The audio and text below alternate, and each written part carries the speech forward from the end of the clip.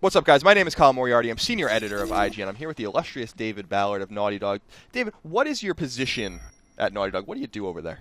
Hey, Colin. So I am a environment artist at Naughty Dog, and then on The Last of Us, I was able to take on the multiplayer maps and do a lot of the design, the layout for the maps. Okay, great. And we have you here in the IGN offices because I'm quite obsessed with the online component of The Last of Us.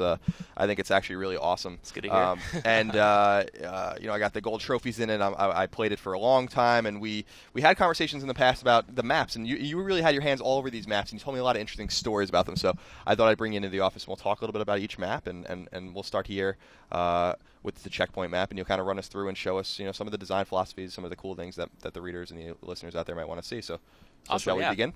Yeah, start. We'll go ahead and start here with Checkpoint. Go through a little bit each about how we designed the process at Naughty Dog for these maps for The Last of Us multiplayer. And the first thing that we had to absolutely start with was the tone of the single player game. And we wanted to bring in that world into the multiplayer and let the players experience the single player tone of the game and the themes of the game in a multiplayer environment, in a competitive environment. So starting out with each map, we start with some traditional start bases, talking about where each team starts, and then Checkpoint we have here. This is the used to be a theater. As you can see, this is the Garden Theater, but then you got back in the day before everything went to hell, we closed it down and it became an office park.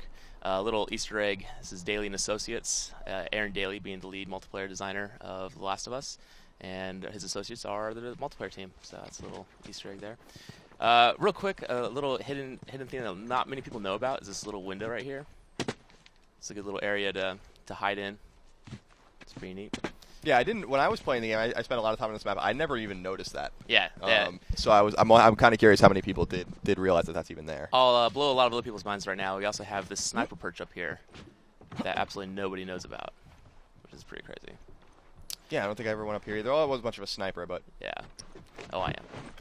I know. I've seen some of your tweets showing that crazy kill ratio you got going on. All right, so back to a little bit about the design. So here's the other base, the fire station. And so really what we want to try and do is give players direction, right? So we come out here and we say we know that the other enemy team is on the other side of this map, and how do we as a team want to move together to confront the other team, to get to them, to have a front, which is like a firefight, to flank them, to outsmart them, come over here, get your cache items, to construct items, to create bombs, smoke bombs, shivs, everything. It's a very tactical game, and the layout of the maps really is very important in making sure about that, So what is the normal, when I would start on this map, my flow would always be to enter a building immediately and start kind of getting some items, like you just these toolboxes here and stuff like that. So do you find that people are kind of going around the flanks, or do you find people kind of trying to go straight forward into this little contained area in the middle? Well, that's the cool thing is every map has we started with 2 bases and then 3 routes, right? So in this case, you have the routes to the right through each of the buildings, left to the buildings, and then we have this middle through the checkpoint itself. This part always scared me. Like going into this part in the game always scared me. I felt really vulnerable when I would enter this part of the map. Yeah, absolutely. And I would stay out of there until the one cool thing about this part of the map is you would often find a melee weapon in here. Absolutely. And so you would want to go in here and try to grab it, but you're just so vulnerable. I would stay out of there until maybe the mid game or even the end game. Yeah, it is definitely a scary point, but I can't tell you how many times, because of people's fear of going in here, I've come around an entire team and flanked them and taken the entire team out because they just completely ignore the central area.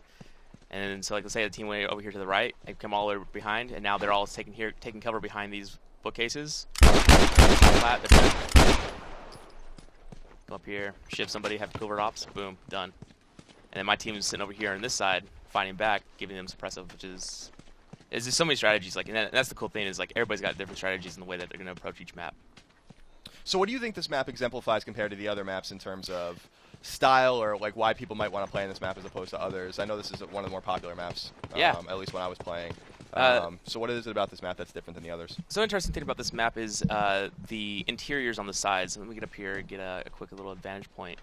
As the players start out, obviously we have this large central area, but with the checkpoint in the middle, and there's a lot of open gunplay. But if you want to get a little bit safer and go into some close quarters combat, then you can go through these buildings on both the left and the right, and that creates for a lot of interesting gameplay.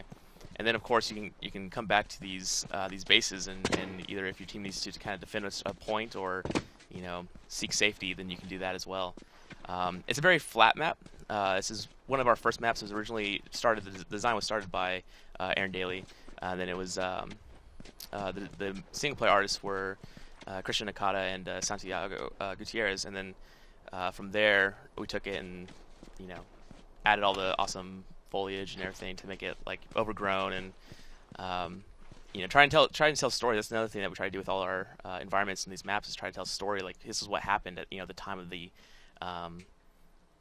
the apocalypse basically, and the zombie out, not the zombie, sorry, the clicker outbreak, the fungus outbreak, and then also what's happened in the 20 years since then. So what if you're gonna play this map, you say you're more of a sniper, right? I noticed that there's some signs here kind of blocking you, some vehicles. Are there good lanes in which to be a sniper on this map? Oh yeah. So, I feel bad because there's been a lot of times where I've been up here and I just completely own a team. I'm not going to lie, I totally got an awesome headshot all the way across the map from right here before, which is pretty sick. But to counter, we always had, it's balance. Every map's got balance, so we try to counter, every sniper position with another sniper position. So the other team could go into the theater building here, and there's a sniper perch right there, and there's a sniper perch over here.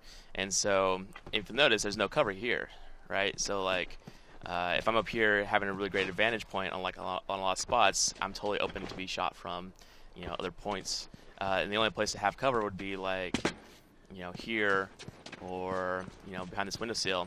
But then I become a much easier target because then they know where my head is when I pop out. And right. So it's all about balance and making sure that we want to offer everybody's different play styles, an opportunity to shine in each map and. But also to balance it so that way there's no over OP or overpower positions within the maps and whatnot. Anything else you want to show us from Checkpoint, or should we move on to the next map, David? Let's move on to the next map. All right, cool.